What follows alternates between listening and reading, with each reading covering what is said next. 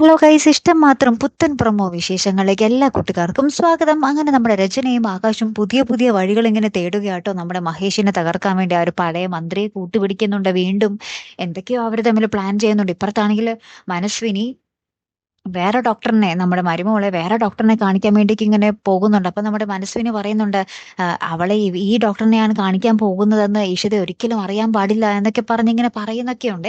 അപ്പൊ അഷിത എന്തൊക്കെയോ കാര്യങ്ങൾ നമ്മുടെ ഇഷിതയെ വിളിച്ച് പറയുന്നുണ്ട്.